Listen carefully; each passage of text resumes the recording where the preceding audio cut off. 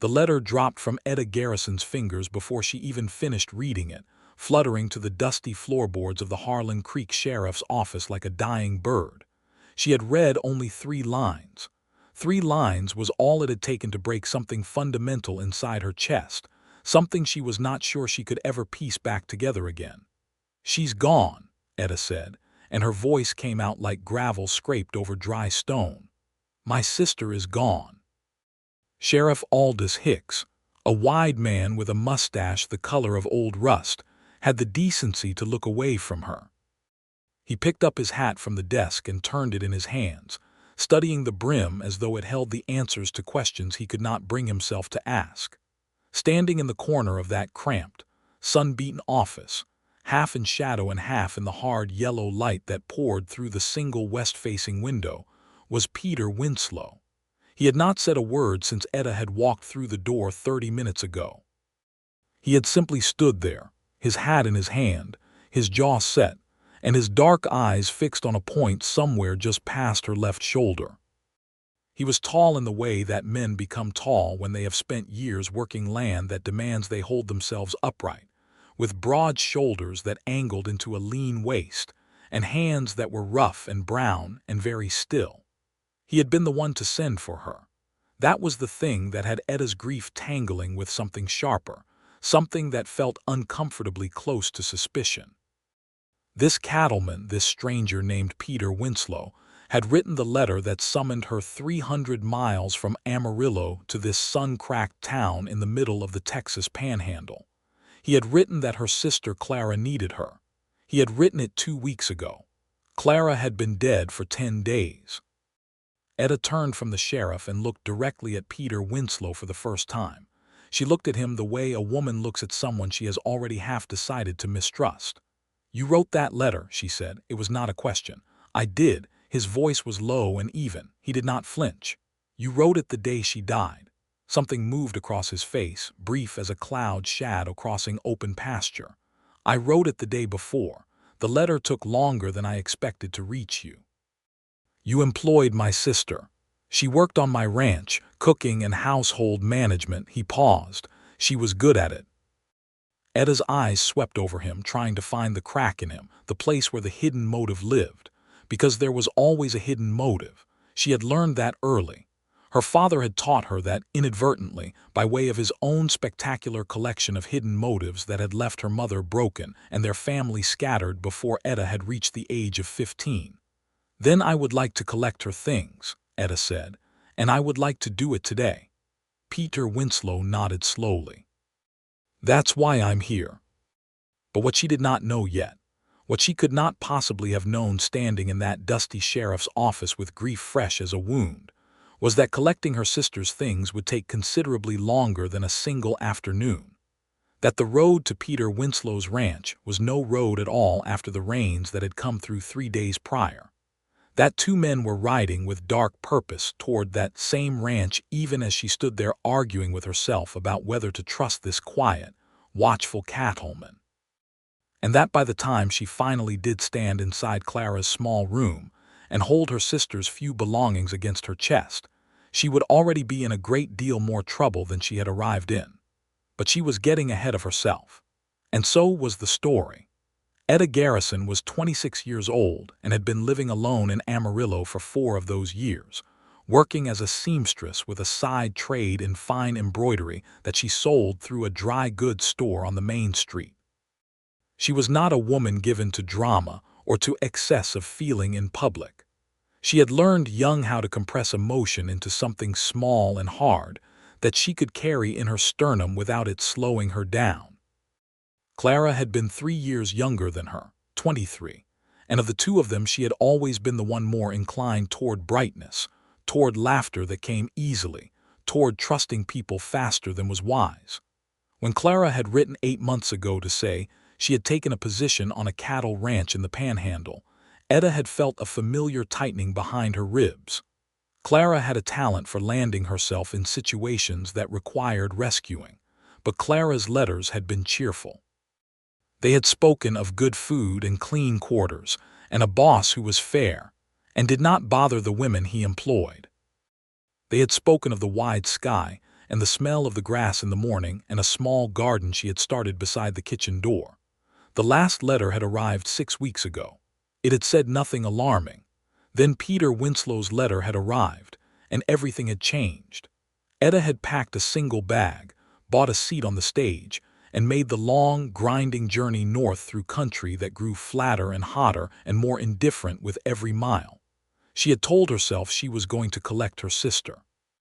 She had permitted herself to imagine Clara sick, perhaps, or frightened, or in some minor trouble that could be resolved with Etta's steady presence and practical mind. She had not permitted herself to imagine this. The ride out from Harlan Creek to Winslow's ranch took 2 hours in his wagon, and they made most of it in silence.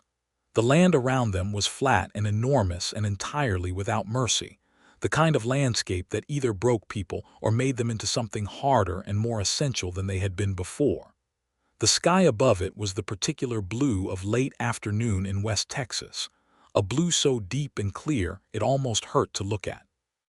Etta sat on the wagon bench beside Peter Winslow with her bag on her lap and her back straight, and her eyes fixed on the horizon. She was aware of him in the way that one is aware of something large and quiet sitting close by, the way you are aware of a fireplace even when you are deliberately looking away from it. He spoke first. She had not expected that. "I want to tell you what happened," he said, "before we get there. The sheriff told me. The sheriff told you what the doctor said. I want to tell you what I know." Etta looked at him then, sideways and careful. "Go ahead." Peter kept his eyes on the horses. His hands on the reins were easy, competent. Clara had been healthy right up until the last week. She wasn't the kind of person who complained, so I don't know if she'd been feeling poorly before that, but if she had, she hadn't said so. Then 8 days before she died, she started with a fever. The doctor came out from town 3 times, said it was spotted fever, said there wasn't much to be done except keep her cool and keep fluids in her. He paused. The wagon wheel hit a rut and they both absorbed it without comment. She went fast after the 3rd day, faster than anyone expected. Etta absorbed this. Spotted fever carried by ticks in country like this was not uncommon and was often deadly. She knew that. She also knew that it provided a very clean explanation for a death that someone might wish to keep clean. "You sent for me before the fever took hold," she said. "I sent for you when she got sick enough that I thought she'd want her family. She had no one else. I know that. Did she tell you that?" Something in his voice shifted almost imperceptibly. "She told me quite a few things about her family. She was a very candid person." Etta said nothing to that, but she felt it land somewhere in her that was still raw. They rode on. The light began its long lean toward evening, going gold and then amber, stretching the shadows of the sparse mesquite trees out long and thin across the dry grass. A hawk turned lazy circles high above them, and somewhere in the distance cattle lowed. "Is there something you think I should know?" Etta asked. She kept her voice level. "Something beyond what the sheriff and the doctor have told me." A long pause. Long enough that she felt the question settle into the space between them like a stone dropped into still water. "I think," Peter said carefully, "that you should get settled first. Look at Clara's things. Take the time you need. And then if you still have questions, I'll answer them." It was not a deflection exactly. It was more like a delay.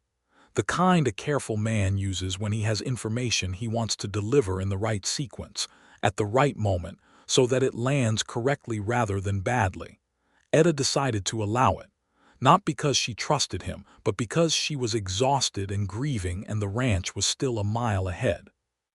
The Winslow ranch came into view gradually, the way things do in flat country, first as a dark line on the horizon that slowly resolved into shapes, then into structures, then into the clear picture of a well-run operation. There was a main house, low and wide, built of wood and limestone with a deep porch that wrapped around 2 sides. There were several outbuildings, a bunkhouse, a large barn, a smokehouse, what appeared to be a small but tidy stable. There were corrals with horses, and beyond them, visible in the last of the light, the movement of cattle in the middle distance. It was not a grand operation by the standards of some ranches Etta had heard of, but it was solid and careful and spoke of sustained work rather than inherited wealth. She revised something about Peter Winslow without quite articulating what it was. A woman appeared on the porch as the wagon came into the yard. She was in her 50s, wide-hipped and sharp-eyed, with gray hair pinned back severely and an apron over a brown dress. She came down the porch steps with the purposeful walk of someone accustomed to having things to do. "This is Margaret Holt," Peter said. "She's been with the ranch for 14 years. She was fond of your sister." Margaret Holt took Etta's hand and held it in both of hers, and her eyes were direct and not unkind. "I am so sorry for your loss," she said. "Clara was a sweet girl." "We all thought the world of her." Etta thanked her. She was practiced at receiving condolences without crumbling, which was its own particular skill. She was shown to a guest room that was modest and clean, with a wash basin and a narrow bed covered in a quilt that had been pieced with more care than artistry. Through the window, she could see the last orange rind of sun sinking below the horizon, and the first stars beginning to appear in the enormous dark sky above. Margaret brought her supper on a tray, which Etta ate without tasting, and then she sat for a long time in the hard wooden chair by the window with her hands folded in her lap, and her mind running careful circles around everything she knew and everything she didn't. Clara was dead. That was the hard, immovable fact at the center of everything. Clara had been working on this ranch for 8 months. She had seemed happy in her letters, genuinely happy in the way that Clara's happiness was always genuine, uncalculating, transparent. She had been sick and she had died, and she had been buried in the small cemetery at the edge of Harlan Creek before Etta could get there in time. Etta closed her eyes against the grief of that, against the particular cruelty of having been too far away and too slow to say goodbye. She had arrived too late for the goodbye.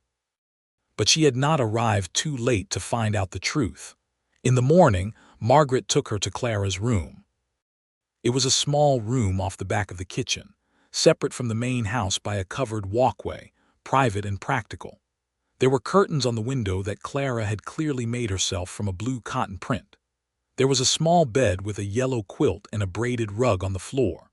On the dresser there was a hairbrush and a tin of face powder and a small Bible and a daguerreotype in a paper sleeve that Etta recognized from their childhood, a photograph of their mother taken before things had gone wrong. Etta sat on the edge of the bed and held the photograph for a very long time. Margaret left her alone with it, which was the right thing to do. Eventually, Etta began to go through Clara's things methodically. She found 2 dresses, a winter coat, an apron, several changes of underthings, a pair of good boots and a pair of work shoes. She found a small wooden box that held a few coins, a ribbon, a lock of hair tied with thread, and 2 folded letters that Etta recognized her own handwriting on the outside of. She found Clara's diary under the mattress. She sat with it in her hands for a moment, feeling the weight of it, feeling the particular wrongness of reading the private thoughts of someone who had not consented to share them. But Clara was dead, and Etta was the only family left. And something in the air of this place, something she could not articulate but could feel in the back of her throat like the dry taste of the wind, told her that she needed to know what Clara had known. She opened the diary. Most of it was exactly what she would have expected. Clara's cheerful observations about ranch life, notes about the garden, small pleasures catalogued with care, a particularly good sunset, a new recipe for biscuits, the name of a horse she had taken a liking to. But as Etta read deeper, closer to the end, the tone began to change. 3 months ago, Clara had written, "Something is wrong here that I can't put my finger on. Men have been coming to the ranch that I don't recognize, not buyers or neighbors or anyone Peter seems glad to see. He gets tense when they come. He goes out to meet them well away from the house like he doesn't want anyone to hear. I asked Margaret about it and she told me not to worry.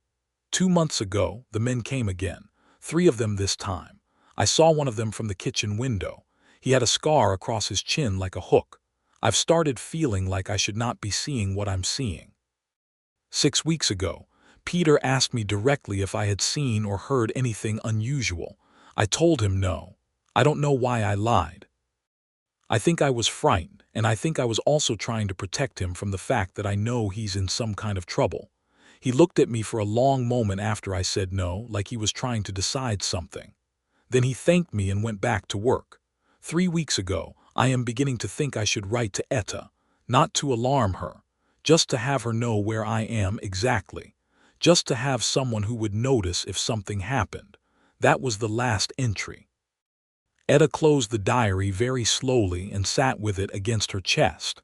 The room around her felt different than it had 60 seconds ago. Smaller. The blue curtains Clara had made seemed to press inward. She stayed with what she had just learned and turned it over carefully. Peter Winslow had some involvement with people he did not want his household to know about. Clara had been afraid, or something close to afraid. And then Clara had gotten sick and died, and Peter had sent for Etta. The question that lived in the center of all of this was one she did not yet have the answer to. Was Peter Winslow someone Clara had needed to be protected from? Or was he someone who had been trying to protect Clara and who had failed? The two possibilities were not the same thing, not even close. Etta tucked the diary into her bag and went to find Peter Winslow. She found him at the corral, mending a section of fence that had come loose. He was working in the direct morning sun without his hat, which told her he had come out in a hurry and forgotten it, or that he was the kind of man who sometimes forgot such things when his mind was occupied elsewhere.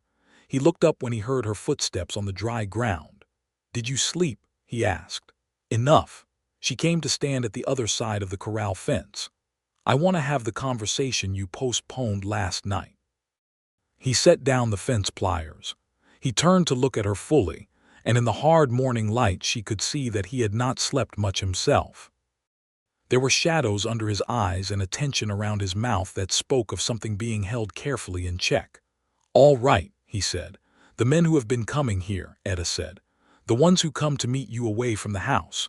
Who are they?" The silence that followed was long enough to be its own kind of answer. He looked at her with something that was not quite surprise, not quite guilt, but something in between. "How do you know about that?" he asked. "Because my sister was not unobservant," Etta said, keeping her voice steady. "And because she was not as incautious as people sometimes assumed her to be." Peter leaned against the corral fence and looked out at the horses for a moment.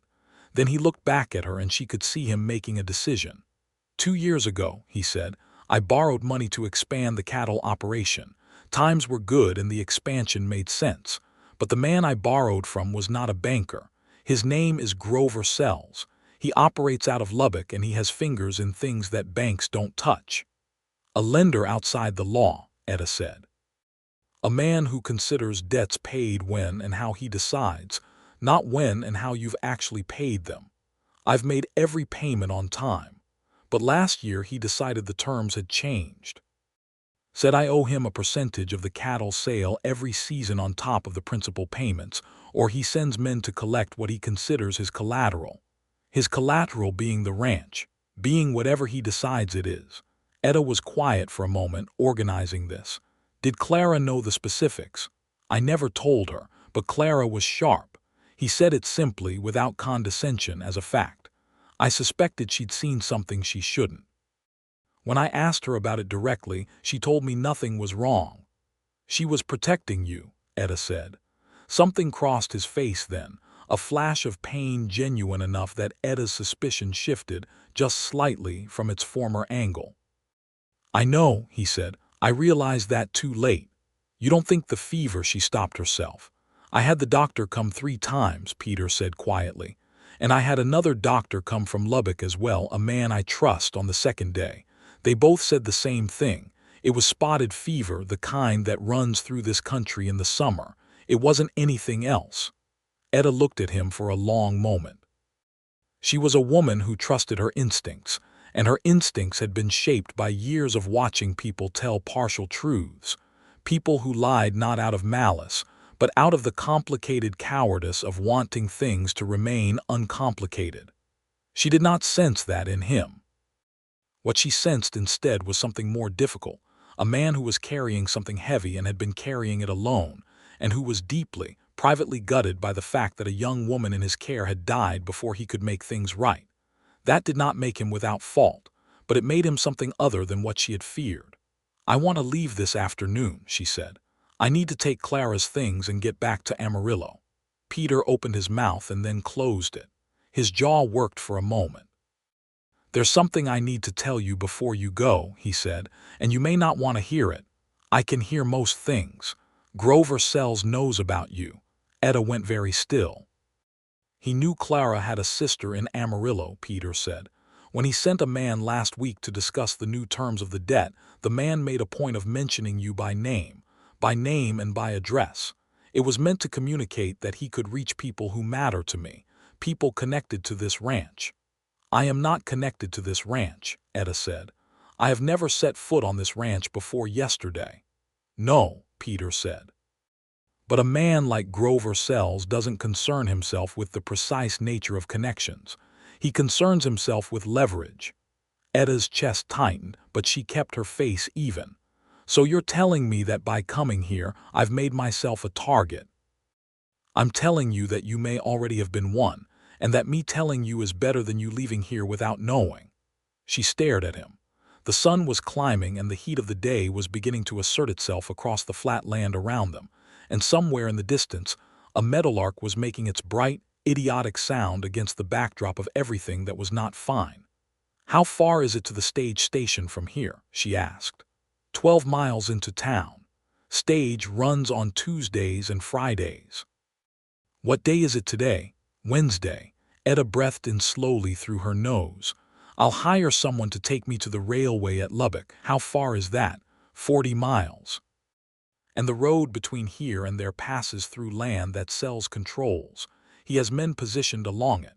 She looked at him with an expression that was not panic, because Etta did not panic, but was the close, cool-headed cousin of panic that comes when you understand that the walls of a room have moved closer without your noticing. "You're telling me I can't leave," she said. "I'm telling you that leaving alone today would be dangerous," he said. "I want to take you myself. But I need a few days to make arrangements, to get enough men together for a safe escort, and to send word ahead to a few days," she repeated. 2, maybe 3. Etta Garrison looked at Peter Winslow across the top rail of his corral fence in the bright Texas morning and understood, with a clarity that felt almost physical, that she was trapped on a ranch in the middle of nowhere by a debt that was not hers, because of a man she had only just met, because her sister had come here 8 months ago looking for a fresh start, and had found something considerably more complicated. She had come to collect her sister's things, and she had found a cattleman who could not let her go alone. "Fine," she said. 2 days. The 2 days began. Etta was not a woman who could be idle. She had been working since she was 12 years old, first helping her mother and then helping herself. And the idea of sitting in a clean guest room waiting for something to happen was not something she could sustain for any length of time. By the afternoon of the first day, she had helped Margaret in the kitchen, mended 3 shirts belonging to the ranch hands that Margaret had stacked in a basket with resigned resignation, and had begun a full inventory of Clara's things, which she packed carefully into a wooden crate that Peter had produced without being asked. She and Peter did not speak much that first day.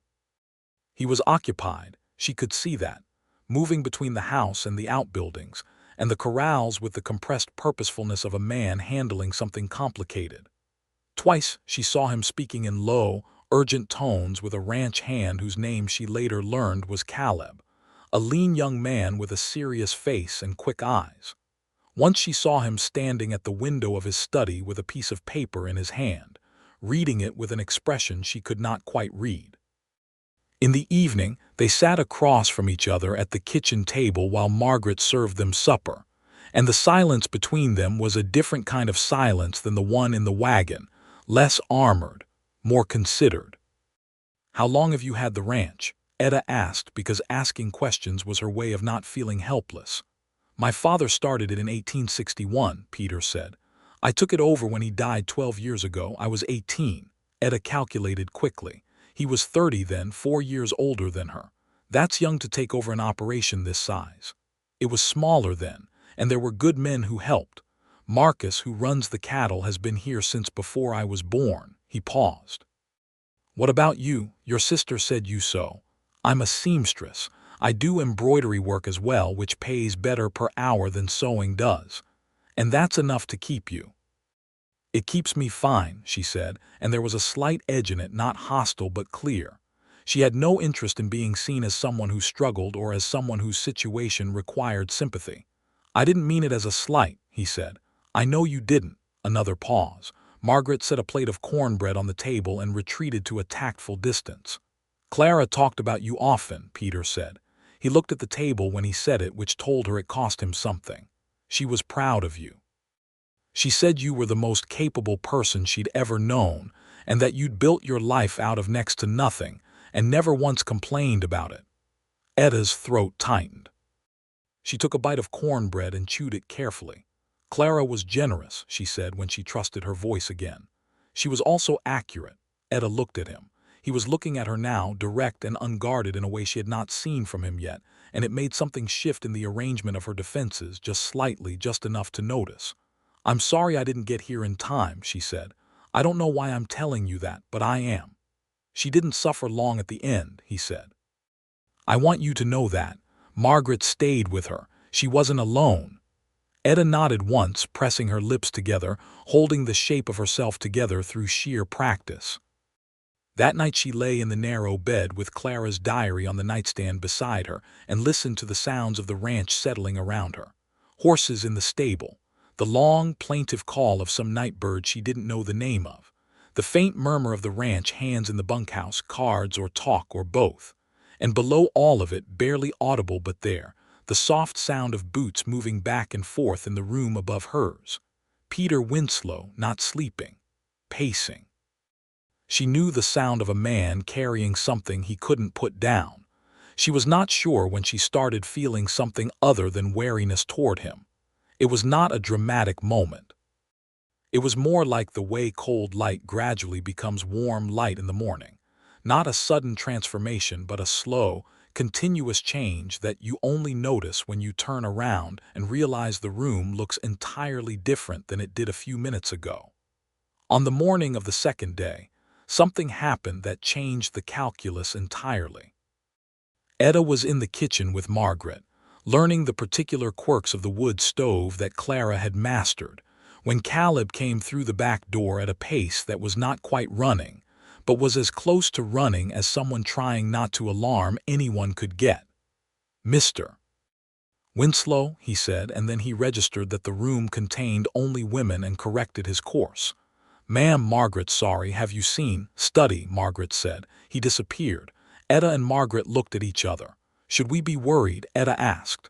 "When Caleb moves like that," Margaret said very evenly, "it is generally advisable to pay attention." They learned within the hour what had prompted it. Two of Grover Sells's men had been spotted on the property line to the north, watching the ranch from a low ridge. They had been there since dawn, according to the hand who'd spotted them while riding the fence line. They were not doing anything overtly threatening. They were simply there, watching, the way that men who belong to someone like Grover Sells watch things when they want you to know that you are being watched. Peter came to find Etta. He found her in Clara's room, sitting with the wooden crate of her sister's belongings. "I need to tell you something's changed," he said from the doorway. She looked up at him. "I already know. Margaret told me." He leaned in the doorway. The morning light came over his shoulder, and she could see the fatigue and the tension in him plainly, without the social overlay he usually maintained. "We can't wait the 2 days," he said. "Sells is tightening the circle, and if we wait any longer, he'll have enough men around this property that leaving it all becomes complicated."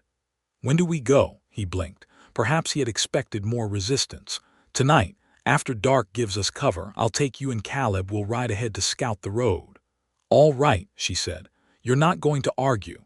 "I'm not a foolish woman, Mr. Winslow. I know when a situation has become urgent." He looked at her for a moment with an expression she could not quite classify. It was the look of a man who is recalibrating something. "No," he said slowly, I don't imagine you are. The day was long. Etta spent part of it outside, walking the perimeter of the kitchen garden that Clara had started, the small raised beds of herbs and summer vegetables that Clara had planted in the spring and would never harvest in the fall. There were tomatoes coming in, and beans, and a cheerful row of sunflowers along the south-facing fence that Clara had planted not because they were practical, but because she loved them. Etta crouched beside the sunflowers for a long time and said goodbye in the way you say goodbye to someone who can't hear you, which is with all of yourself and none of the words. Peter found her there, eventually. He came and stood beside her without speaking, which was, she was coming to understand, his particular form of consideration, the willingness to be present without demanding anything from the presence. She planted them her second week here, he said, after a long time. Said every place she lived needed at least one thing that was hers. That was Clara, Etta said. She could make a place feel like home faster than anyone I've ever known. Did she manage to make home in Amarillo? Before she came here, Etta shook her head. Clara had been in 4 places in 3 years. She was looking for the right one. She paused. I think this might have been it if things had been different. Peter said nothing, but he stayed there beside her for a few more minutes, and the quality of the silence was not uncomfortable. It was the silence of 2 people who have something in common that is terrible and true. I need to ask you something, Etta said without looking at him. Ask. When this is resolved, what happens to the garden? He looked at her, and she could feel it even without turning her head. I'll look after it, he said, until the season's done. After that, we'll see what seeds can be saved. It was a small thing. It should not have mattered as much as it did. They left that night, 2 hours after full dark, with Clara's crate strapped to the back of the wagon alongside Etta's bag, and Peter driving with Etta beside him on the bench, and Caleb riding ahead on a bay horse that moved through the dark with a sureness that spoke of good training. 2 other ranch hands, quiet men named Doss and Wheeler, rode behind. The Texas night was enormous and very still and full of stars in quantities that city people never believed when Etta described them. The kind of stars that feel architectural, as though someone has built something vast and deliberate overhead. They rode for the first hour without speaking, which was partly caution and partly the particular quality of that hour of the night, the weight of it, the way it pressed down and made conversation feel frivolous. Then from ahead in the darkness, Caleb's horse turned and came back at a fast trot.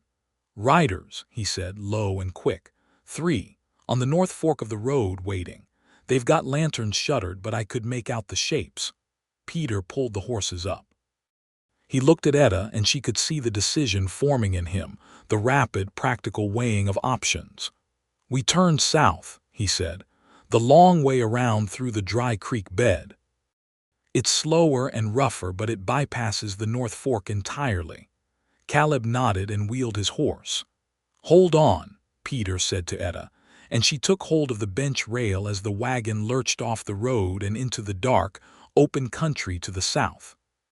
What followed was 40 minutes of the most uncomfortable riding Etta had ever experienced, the wagon bucking and jolting over ground that had no business being traveled in the dark, through dried creek beds that were full of rocks and sudden drops, past stands of cedar that scraped the wagon sides, over territory that seemed designed specifically to resist passage. She held the bench rail with one hand and braced her feet on the footboard and said nothing, which seemed to be the most useful thing she could contribute. Beside her, Peter drove with the complete, focused attention of a man who knew this land in the dark by instinct and by long familiarity. He did not look worried, which helped. Or rather, he looked worried in the productive, active way that kept his hands steady on the reins and his eyes moving, rather than the paralyzing way that helps no one. Once the wagon tilted sharply to the right on a hidden slope, and Etta's shoulder went hard into his. She righted herself, and he said, very quietly, sorry, as though he had caused it. Don't apologize for the terrain, she told him. Something that might have been the beginning of a smile crossed his face in the starlight. They made it through. The creek bed gave way to open ground again and then to the main road south of Harlan Creek, and Peter brought the horses up to a walk and let them breathe. Caleb came back to report that the road ahead was clear. "We'll make Harlan Creek before dawn," Peter said. "You can stay at the hotel, take the Friday stage to Lubbock, and what about you?" Etta said. He glanced at her. "If you take me to town and go back," she said, "Sells's men will be waiting at the ranch. That's my problem to manage, not yours." "I'm not saying it's my problem," Etta said. "I'm saying it's a bad plan." His jaw tightened. "Miss Garrison, what have you been doing about this debt?" she asked, and because the directness of the question surprised him, he answered honestly. "I have a lawyer in Abilene who has been trying to document the irregularity of Sells's claims," he said. "The original loan agreement is clear about the terms. Sells has changed the terms unilaterally and without legal basis. But the lawyer needs time and Sells is running out of patience." "How much time does the lawyer need?" He said 3 weeks. That was 6 weeks ago. Etta thought for a moment. The wagon rolled steadily southward, the horses settling into a ground-eating trot, the stars above them wheeling slowly in the enormous dark. "I have an acquaintance in Amarillo," she said. "His name is Richard Holt. He's a federal land agent. He has no authority over financial disputes, but he knows people in Abilene who do. If your lawyer is who he says he is and his documentation is sound, a federal connection could move things considerably faster." Peter looked at her. "You do that?" "I said I have an acquaintance," she said carefully. "Whether he can help depends on specifics I don't yet know, but yes, I'd be willing to put you in contact with him." Another long pause. The night around them was warm and smelled of cedar and dry grass and the faint mineral smell of the earth after it had given up its stored heat. "Why?" he asked. It was a genuine question, unguarded with the quality of a man who does not expect help without a reason. Etta considered the question seriously before she answered. "Because my sister was frightened in the last months of her life," she said. "Not of you, I've come to believe, but because of your situation. And I think whatever help I can offer might make this place a little safer than she found it." She paused. It's what she would have wanted to do. She was always trying to help people who had too much trouble on their hands. "That's true," he said, and his voice was very quiet. She was. They arrived in Harlan Creek as the sky was going pale gray in the east, that thin, pre-dawn light that makes everything look briefly like a sketch of itself. The town was asleep. The hotel's night porter let them in with the resigned competence of someone accustomed to strange hours. Peter saw Etta to the door of her room and stood in the corridor holding his hat. The journey had left both of them dusty and tired, and something else that was harder to name.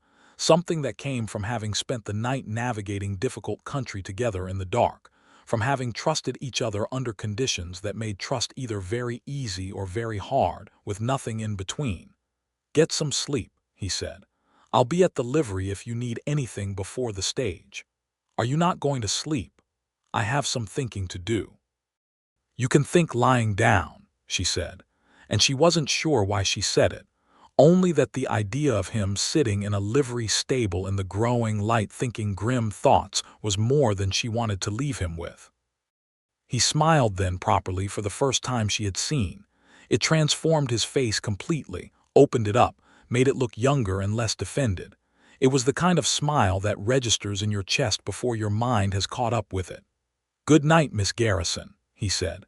"Good morning, Mr. Winslow," she answered, and went into her room and shut the door and stood with her back against it for a moment with her eyes closed. The stage to Lubbock came on Friday.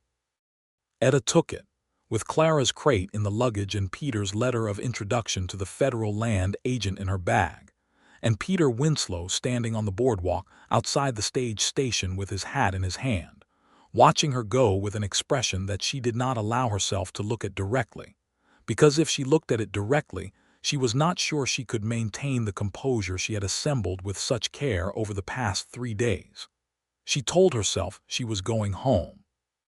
She told herself the situation had been managed as well as it could be, and that the rest of it was in the hands of lawyers and land agents and men who knew the formal mechanisms of justice. She told herself she had done what she came to do. She did not tell herself she would not think about him.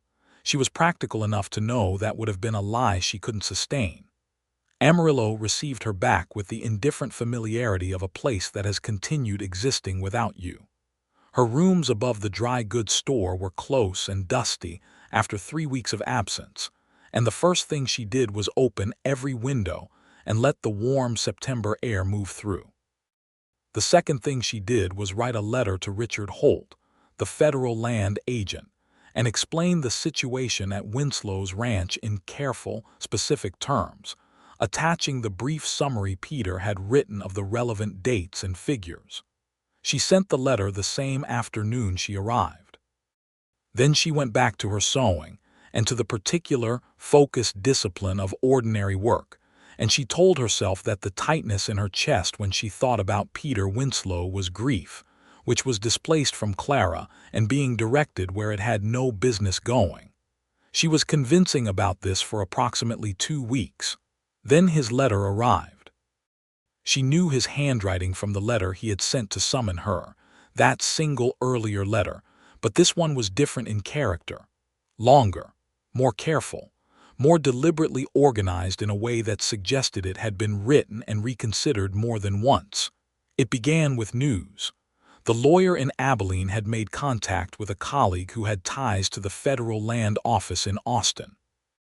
There was significant interest in Grover Sells's operation, which had apparently been of interest to federal authorities for reasons that extended considerably beyond a single ranch debt. The loan documentation from the Winslow Ranch was now part of a larger pattern of evidence. It ended with something that was not news at all, that was in fact personal in a way that she could feel him wrestling with through the formality of the prose. He wrote, "I am aware that this situation brought you into contact with considerable danger and hardship, and that your involvement from the beginning was not of your own choosing, but was thrust upon you by circumstances connected to grief that you had every right to experience without additional complication. I do not take that lightly, and I would not blame you if this ranch and everything connected to it was something you preferred to keep at a distance from this point forward. But I find that I am not able to pretend with any honesty that the last week did not happen, or that I do not think about it regularly, or that your company was not something that mattered to me in ways that go beyond gratitude. I am not a man given to writing this kind of thing, and I apologize if this is unwelcome or unexpected. I have been told by Margaret that I have a tendency to be too direct and not direct enough in alternating sequence, which she considers a character flaw, and she may be right. What I mean to say, and what I am clearly finding difficult to say plainly, is that if you were ever inclined to write back to me, I would be very glad to hear from you." Etta read the letter twice. Then she set it on the table and went to the window and stood there looking at the street below her and the dust kicked up by the passing wagons and the particular slant of the morning light on the buildings across the way. She thought about Clara and about what Clara would have said. Clara, who trusted people faster than was wise and was more often right about it than not. She sat down and wrote back. The letters that followed, over the next 6 weeks, were the most interesting correspondence Etta had ever conducted in her life. They found their rhythm quickly, the back and forth of two careful people learning each other through the medium of written language, which strips away some pretensions and deepens others. Peter wrote about the ranch with a precision and affection that was not sentimental but was clearly genuine. He wrote about the cattle operation in terms that assumed she was intelligent enough to be interested in logistics, which she was. He wrote once about his father, in a brief, dense paragraph that she understood to be the most personal thing he had ever set down on paper, because of the way it stopped abruptly in the middle of a thought, as though he had caught himself going somewhere unplanned. Etta wrote about her work with more enthusiasm than she usually permitted herself in conversation, finding that the distance made honesty easier. She wrote about Clara, gradually, in bits and pieces, the childhood stories, the particular quality of her laugh, the way she had of making anyone feel like the most interesting person in the room. She wrote about her father with the flat, uninflected tone she used when she wanted to convey something factual without becoming emotional about it. Peter wrote back, in response to that particular letter, with 2 sentences that she read 4 times. Whatever he did or did not do, it is clear from everything you have said that you became exactly what you would have been regardless. I find that admirable, and it is not an easy thing to admire in someone without diminishing them, so I will simply say that I am glad you are who you are. She put that letter in her sewing box, under her best spools of thread, where she kept things she needed to keep. In late October, he wrote to say that the federal investigation into Grover Sells had resulted in the man's arrest in Lubbock on charges that included fraud, extortion, and a separate land-grabbing scheme that had victimized 4 other ranches in the panhandle. The loan documents had been formally reviewed and declared invalid in their most recent form, meaning the debt Peter owed was limited to what the original, legitimate terms specified, all of which he had already paid in full. The Winslow ranch was clear.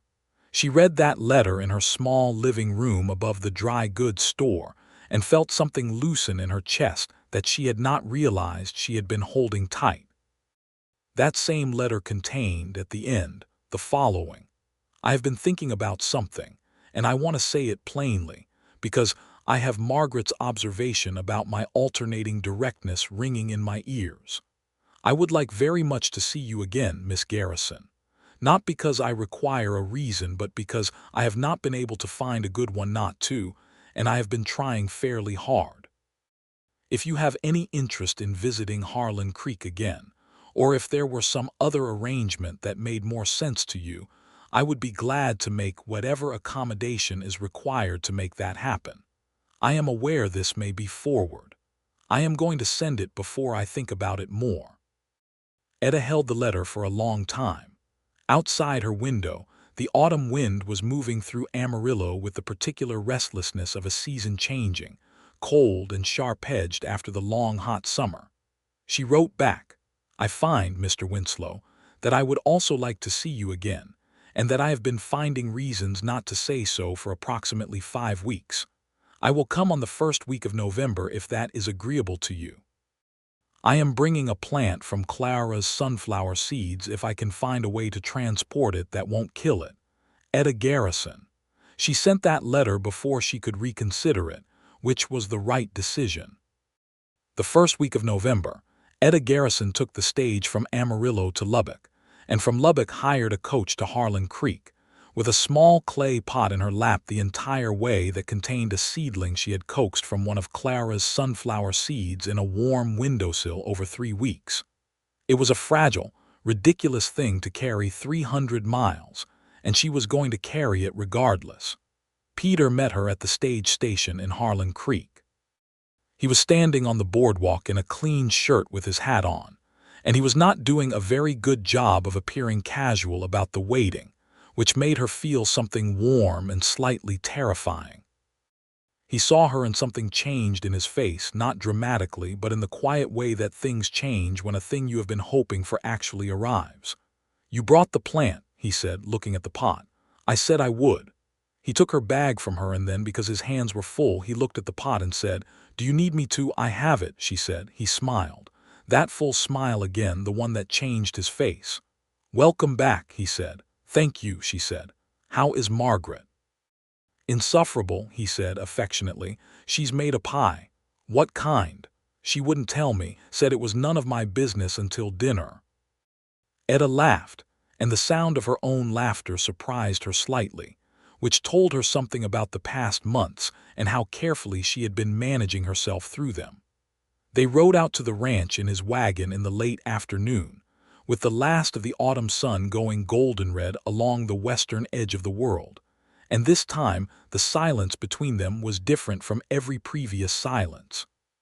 It was comfortable and charged at once, the silence of 2 people who have said enough to each other through letters that the conversational distance has collapsed, and who are now navigating the strange shift from written knowing to physical knowing, the difference between words on paper and the actual, present, irreducible fact of another person beside you. "I've been thinking," Peter said, as the ranch came into view. "So have I," Etta said. "I'd like to know what you've been thinking. I'd like to hear yours first." He was quiet for a moment, handling the reins with his customary competence, the horses knowing the road home and needing very little direction. "I've been thinking," he said, "that I don't want to write letters anymore, or I like writing them, but I don't want that to be the primary thing." He paused. "I'd like you to stay a while if you're willing, not as a guest. I'm not sure exactly how to frame what I mean." "Try," she said. "I'd like you to know this place," he said. "Not just as Clara's place or the place where all of this happened. I'd like you to know it as it actually is, and I'd like to know you in the same way, not through letters, directly." Etta looked at the ranch ahead, the low, wide house with its deep porch, the barn and the corrals and the open land beyond. The garden beside the kitchen door was brown and finished for the season, but it was still there, the soil turned and waiting. "I think," she said slowly, "that I might be willing to arrange my affairs in Amarillo such that I could stay for a few weeks. My work can be transported. I've taken it with me before." "A few weeks," he said, and he said it in a way that made it a question and a statement at the same time. "To start with," she said, which was also both things simultaneously. He looked at her, and she looked at him, and the wagon rolled under them, and neither of them said what they both understood was being said, because some things don't need to be said directly to be fully heard. That evening, Margaret's pie turned out to be apple and dried cherry, which was extraordinary, and Peter uncorked a bottle of wine that had been in the ranch's cellar since before his father died, which he explained somewhat sheepishly, was a thing he had been saving for a special occasion, and had decided tonight qualified. "I think tonight qualifies," Etta agreed, and she meant about 6 different things by it, and she was fairly certain he understood all of them. The weeks that followed were the kind of weeks that reorganize you. Etta set up her sewing in the main room, where the light was good in the mornings, and she worked and the ranch worked around her, and she learned the rhythms of it, the early rising and the long, purposeful days, and the particular quality of the evenings when the work was done, and the land settled into its nighttime self. She helped Margaret in the kitchen and argued with her about the correct way to do several things, and Margaret argued back with great energy and clearly enjoyed having someone to argue with. She went riding twice with Peter, who turned out to be an entirely patient teacher when it came to things he knew well, never making her feel that her ignorance was anything other than temporary. She planted Clara's sunflower seedling in the kitchen garden, against the south-facing fence, in the spot where the others had been. It was November and it would not bloom until the following summer, but the soil was right and the location was right. And sometimes planting a thing is not about the immediate blooming, but about the act of putting it in the ground and committing to being there when it does. She and Peter talked. They talked the way people talk when they have been writing to each other for 2 months and have already covered a great deal of the formal ground and can move into the territory that matters more directly. They talked about their parents and their pasts, about the things they had believed about how life worked and the ways life had declined to cooperate. They talked about what they wanted, both of them speaking carefully, both of them aware that they were saying things that could not be unsaid. One evening, 3 weeks in, they were sitting on the porch in the last of the twilight, the sky above them going through its magnificent sequence of purples and deep blues, and Etta had her feet on the porch rail, and Peter was sitting in the chair beside her with his boots flat on the boards, and they had been talking about something ordinary that she could no longer remember. And then they had stopped talking, and the silence had that quality again, that charged and comfortable quality, and he turned to look at her. "I want to ask you something," he said, "and I want you to understand that there is no pressure attached to it, and that your answer in either direction won't change anything about this, the situation here, the welcome you have on this ranch." Etta took her feet off the rail and turned to look at him directly. "Ask." He held her gaze. His dark eyes in the fading light were very steady, and she could see that he was nervous in the way that a very controlled person is nervous, which is not visibly but in the increased stillness of them. "I'd like to court you properly," he said, "if that's something you'd consider." Etta looked at him for a long moment. The night around them was coming in gently, the first stars appearing, the horses in the corral making their soft, companionable sounds. She had told herself, on the stage from Amarillo, that she was coming back because she wanted to see the place and the person and determine whether what she felt in letters translated into something real in person. She had given herself the reasonable, practical distance of that framing. She had not admitted, except in the very small hours of the night when the most honest things announced themselves, that she already knew the answer. Yes, she said, I would consider it. The smile that crossed his face was not the sudden, transformative one she had seen before. It was slower and quieter, and somehow more significant for that. He reached across the space between their chairs and took her hand, carefully, and she let him hold it, and they sat together in the falling dark listening to the land and the sky and each other's breathing. And it was one of those moments that registers as important even while it is happening, the rare kind where you know you are inside something you will remember. The courting was conducted with the combination of earnestness and awkward consideration that is particular to two people who are not young and inexperienced, but who are also not careless, who have enough history with difficulty to know that good things require care. He brought her wildflowers he found on the range, the small dry ones that still bloom in late fall, tucked into a tin cup on the kitchen table without announcement. She made him a shirt from a piece of dark blue flannel she had found in her sewing supplies, cutting and stitching it on the evenings when the light held, and presented it to him with the same casualness he used with the flowers. He read to her sometimes in the evenings, from the books on the ranch's shelves, with his deep, even voice making the words settle in the air of the room like something solid.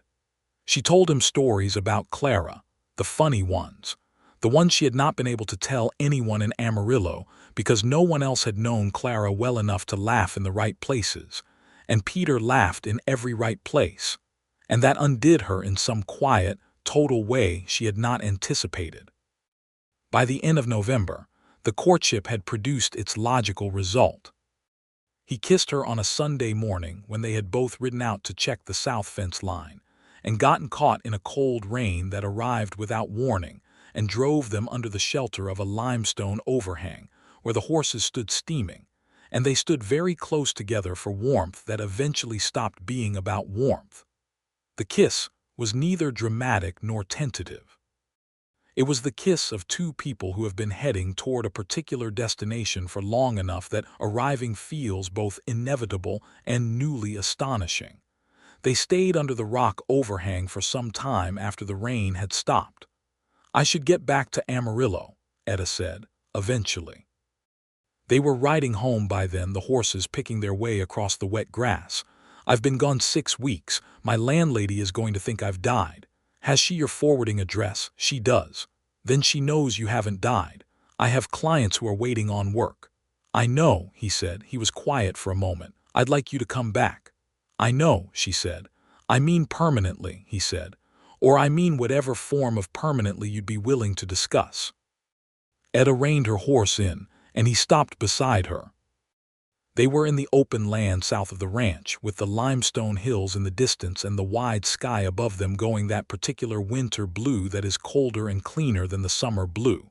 Are you asking me to marry you? She said. He met her eyes. I'm asking whether you'd be willing to be asked. I didn't want to ask and have it be a surprise you weren't prepared for. That's very careful of you, she said. Also very like you. Is that a problem? No, she said. It's not. She looked at him for a moment. This man she had arrived to distrust 3 months ago. This man with his serious face and his careful manner and his deep, abiding love for a piece of land and the work of tending it. This man who had been kind to her sister and frightened for her sister, and had sent for help even when sending for help was an acknowledgement of his own failure. This man who wrote letters that said the true thing on the 4th or 5th attempt, and who brought wildflowers in a tin cup, and who stood outside in the dark when he was troubled and paced, and who had held her hand in the falling dark and made her feel, for the first time in a very long time, that she was in a place that was not moving. You may ask me, she said. He reached into his coat pocket and produced something that she had not expected, a ring, simple and plain and very fine, a thin gold band with a small dark garnet set in it. He had been carrying it for some time, that was clear. He held it out to her without theater. "Etta Garrison," he said, and his voice was completely steady and completely serious. "I would very much like you to be my wife.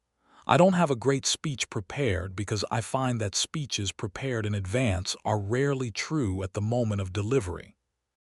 What I can tell you is what's true right now, which is that you are the most genuinely capable and honest and courageous person I have encountered in my life, and that I am better in your company than I am alone, and that I would like to spend a considerable amount of time finding out what that means." Etta looked at him. Her eyes were doing something against her will that she controlled with considerable effort. "Yes," she said. "I'll marry you."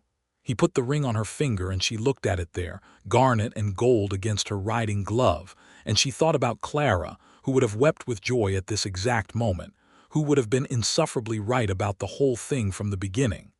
She would have liked this, Etta said. She always thought the best possible thing that could happen in any situation was this kind of thing. She was not wrong, Peter said. They were married in February 1884, in the small Methodist church in Harlan Creek, with Margaret Holt in her best brown dress and Caleb standing up with Peter and 4 ranch hands filling the pews. Etta had written to 2 women from Amarillo who had been the closest thing she had to friends there, and one of them had made the journey, a woman named Frances Drummond, who ran the millinery on the main street and who sat in the pew and wept openly with what appeared to be genuine joy. It was a plain ceremony with no excessive sentimentality, because that was the style of both of them. But when the minister got to the part where Peter was invited to kiss his bride, he did so with a completeness that made Frances Drummond make an appreciative sound, and made Margaret Holt nod, once with the air of someone whose expectations have been confirmed. They went back to the ranch, all of them, and Margaret had prepared a meal that was entirely excessive and entirely wonderful, and they sat around the long kitchen table and ate and talked until long after dark, and outside the winter stars hung in the enormous Texas sky, and somewhere in the kitchen garden, Clara's sunflower plant was sleeping in the cold earth, waiting for spring. Spring came. It always does. The sunflower grew. Etta moved her sewing to the large, well-lit corner of the main room and set up a proper work table, and she continued her embroidery work and expanded it, finding that the ranching community in the Panhandle had a sustained demand for fine needlework, tablecloths and christening garments, and the kind of detailed personal work that women in isolated country were willing to pay well for. She was never idle. It was not in her nature. And Peter had the sense to find that interesting rather than inconvenient. She learned the cattle operation in a way that was not strictly necessary but that she found genuinely compelling, the logic of it, the calculations of grazing and water and market price, and seasonal weather that a rancher must hold in his head simultaneously. She had a facility for numbers that Peter found occasionally alarming. "You could run this place yourself," he told her once, and he meant it as a compliment, which was the only way she took it. "I could," she agreed. "But I prefer the current arrangement." In the summer of 1884, Clara's sunflowers bloomed. They grew tall and extravagant and impossibly yellow against the south fence of the kitchen garden, and Etta stood looking at them on a bright July morning with her hands on her hips and something happening in her chest that was grief and gratitude at once. The two of them wound together so tightly that she had stopped trying to separate them. Peter came up behind her and put his hand on her shoulder, and she leaned back into him without thought, the way she was learning to do, the way of a person who has begun to trust the presence behind them to be solid and to stay. She'd have been very pleased with herself, Etta said. She would, he agreed. In September of 1884, Etta told Peter she was expecting their first child. She told him in the kitchen in the morning while he was reading a letter about cattle prices, and she told him plainly, with no preparation, because plain delivery of important information was her way. He set the letter down and looked at her for a moment and then stood up from the table, which startled her slightly, and crossed the kitchen and took her face between his hands and looked at her with something in his face that she had never quite seen there before, a great, unguarded openness. "Are you all right?" he asked. "Are you well?" "I am perfectly well," she said. "I'm telling you because I thought you should know." "Yes," he said, and then he seemed unable to find any other words immediately, which was unusual enough for him that it told her what she needed to know about how he felt. "Peter," she said gently. "I'm fine," he said. He stopped. "I did not expect to feel this particular thing." "What particular thing?" "This terrified and grateful at the same time." She put her hand over one of his. "That seems like the right way to feel about it," she said. Their son was born in April 1885, on a morning when the wind was coming up from the south and the wildflowers were starting in the pastures, the small tough ones that grew along the fence lines. They named him James because it was Peter's father's name, and also because it was solid and plain and suited a boy who arrived in the world looking, Margaret declared, exactly like his father, with the same dark serious eyes and the same quality of watchful attention. Margaret held him first after Etta, and then Peter, who held him with the complete stillness of a man who is being very careful with something irreplaceable. "Hello," Peter said to his son, very quietly, as though introducing himself. "I'm your father." Etta watched him from the bed with her hair loose and her body exhausted, and her heart so full it felt structural, like it was holding something up. James Winslow grew. As babies do, first to a sound that filled rooms and then to a shape that moved through the world with increasing purpose, first crawling, and then pulling himself upright along the furniture, and then walking with the deliberate, determined gait of someone who has recently discovered the power of forward movement and intends to use it comprehensively. He was, everyone agreed, an unusually determined child. Peter observed this with a complicated expression that suggested he was aware of the irony. In 1886, when James was 14 months old and in the process of making Margaret's life interesting by investigating the contents of her kitchen at floor level, Etta told Peter they were expecting again. This time he was quicker to respond, having had the benefit of practice. "Are you well?" he asked immediately. "Perfectly." "Good." He pulled her to him and held her there for a long moment, his hand in her hair, her face against his shoulder. "Good," he said again.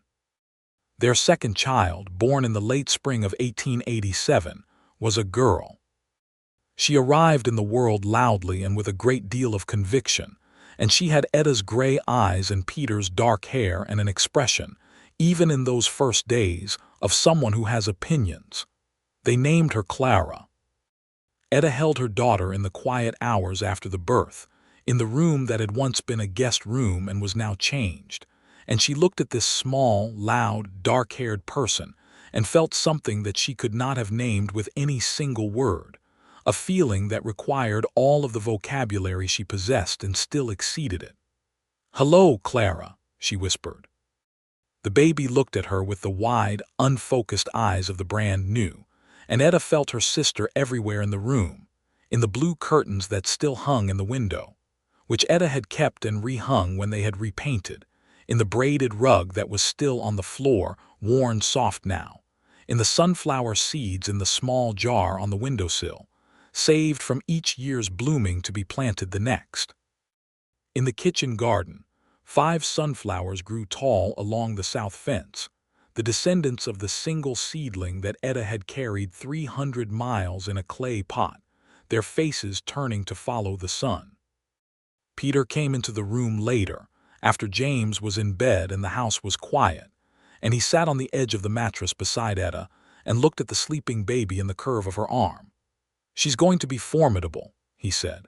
"She already is," Etta agreed.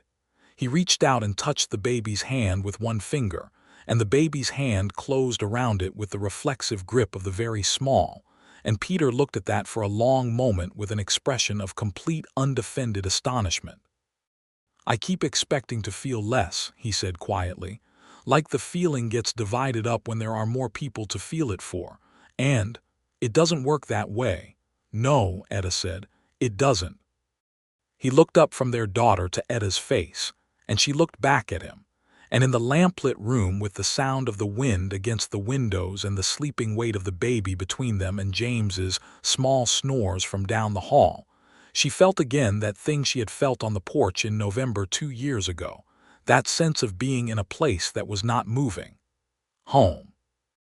She had not expected to find it here, in this flat, enormous country, in a ranch that had been a stranger's place and then a crisis and then a mystery and then, gradually, unmistakably, irrevocably, hers.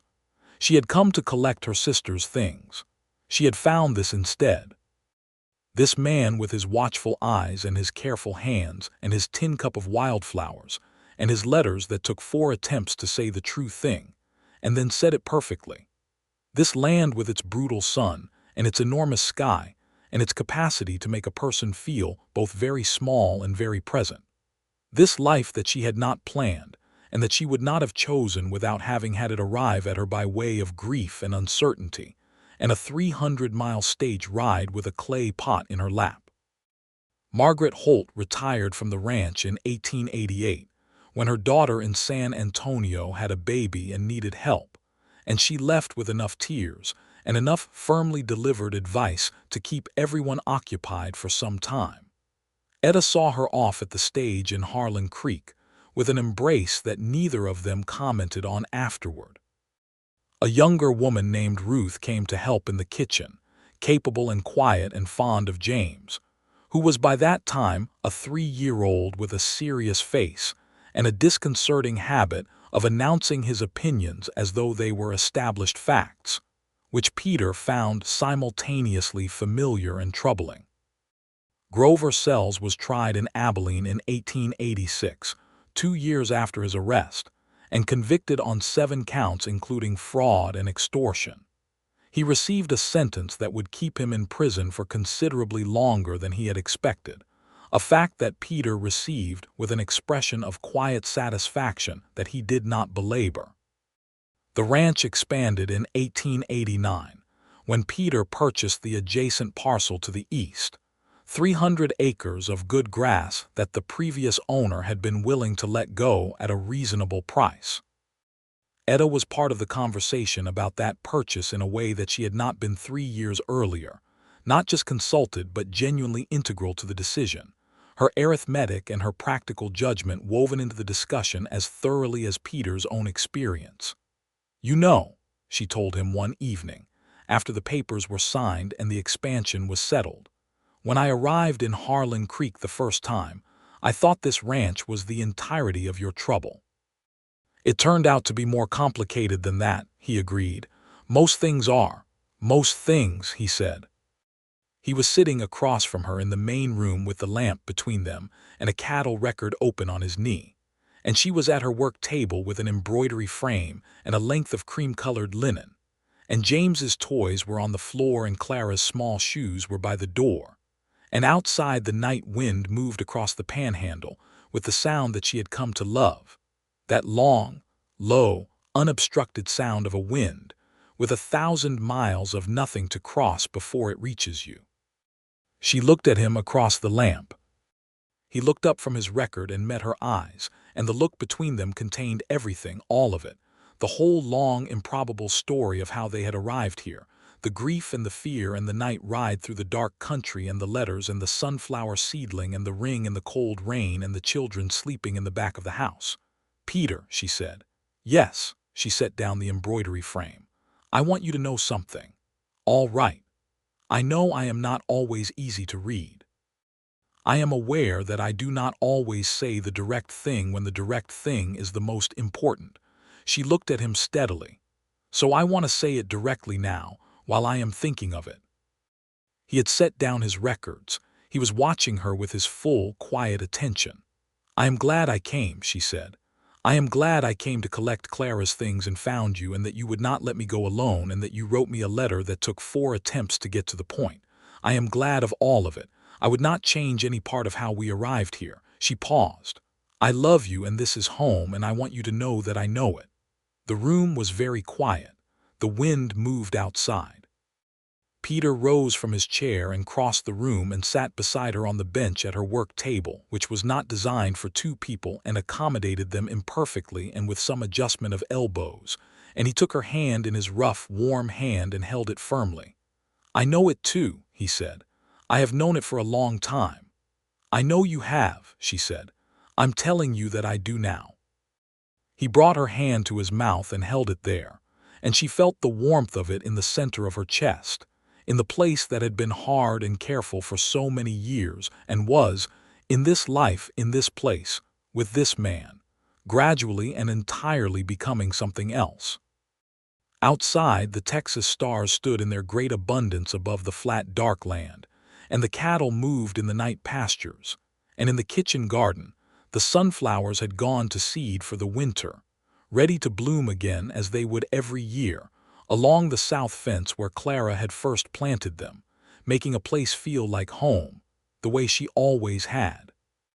James Winslow grew into a tall, serious boy who loved horses, and had his father's patience and his mother's precision, and who could, by the age of 6, explain the logic of a cattle operation to visiting adults with a confidence that made them uncertain whether to be charmed or unsettled. Clara grew into a bright, noisy, extraordinarily stubborn child who made every adult in the household question their assumptions on a regular basis, and who had, at 4 years old, commandeered a corner of the kitchen garden for her own purposes and would not be relocated from it. In 1891, Etta told Peter they were expecting again, and he was characteristically steady about it, which was to say that he set down what he was holding, crossed the room, and held her without speaking for long enough that she felt it in all of her bones. Their third child, another son, arrived in February 1892, in the same month that Etta and Peter had married, which Peter noted was either coincidence or symmetry. They named him William, after no one in particular, which Margaret Holt, who had come back to visit for the occasion, declared was refreshing. "You don't have to name them after people," she said, with the air of someone delivering a long-held opinion. "Sometimes a person can just have their own name." "That is exactly our reasoning," Peter agreed. William Winslow arrived in the world with a sunny, uncomplicated disposition that made everyone around him briefly uncertain whether they were doing something right or wrong. He smiled at strangers. He slept through noise. He was, as James eventually concluded with forensic precision, completely different from both of them, which James appeared to consider a personal affront. The ranch continued. That was the right word for it. Continued, grew, changed with the seasons and the years, but held its essential character. The low, wide house and the deep porch and the kitchen garden and the corrals and the great flat land stretching out in all directions under the enormous sky. Etta's embroidery work grew into something closer to a small business, with 3 women in Harlan Creek who she trained and supplied with materials, and an arrangement with a shop in Amarillo that sold the finished pieces at prices she set, which were fair and not negotiable. Peter managed his cattle and expanded and contracted with the rhythms of the beef market, which were unpredictable in the ways that markets always are. And there were hard years and better years, and through all of them the essential structure held.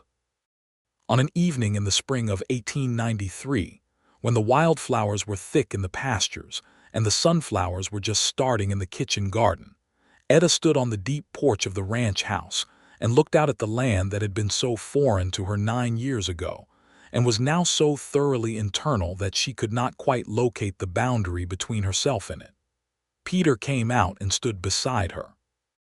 Their children's voices carried from inside the house, James's measured and slightly lecturing, Clara's loud and adamant, William's intermittent and cheerful.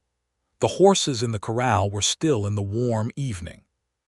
A meadowlark was doing its bright, particular thing somewhere in the pasture grass. "Do you ever think about Amarillo?" Peter asked. "Sometimes," she said. "Not the way I used to." "How did you used to think about it?" "Like something I'd accomplished," she said. "Like a proof. I survived this, I built this, this is evidence that I can be all right." She paused, watching the light go long and golden across the grass. "I think about it differently now." "How?" She looked at him. "Like somewhere I used to live before I came home." He put his arm around her and she leaned into him, and the evening came in around them gently, the way evenings do in flat country, not all at once but gradually, the light retreating by degrees, the dark arriving in the same slow, certain way that all important things arrive, not suddenly but inexorably, until it is simply there, and you cannot quite say when it began. Above them, the stars were assembling themselves in their ancient patterns, the same stars that had hung above this land before the ranch existed, before Harlan Creek existed, before any of the human machinery of living had been laid across this particular piece of the earth. The same stars Clara had looked at from this kitchen garden on summer evenings, in the brief good months before everything went wrong. The same stars that had been above the wagon on that night, ride through the dark, when Etta had not yet known that this man beside her was the kind of man who would still be beside her 9 years later on a spring evening, with their children loud in the house behind them. She reached up and put her hand over his where it rested on her shoulder, and he tightened his arm around her in response, and they stayed there together as the stars came out one by one, filling in the dark sky above the flat and endless land, and the meadowlark sang its last note of the day and went quiet, and the cattle moved in the night pastures, and the sunflowers leaned in the warm evening wind, and everything that had been collected and brought here and planted in difficult ground had grown. As things do when they are tended with care and patience and love, everything was exactly as it should be. Everything was home.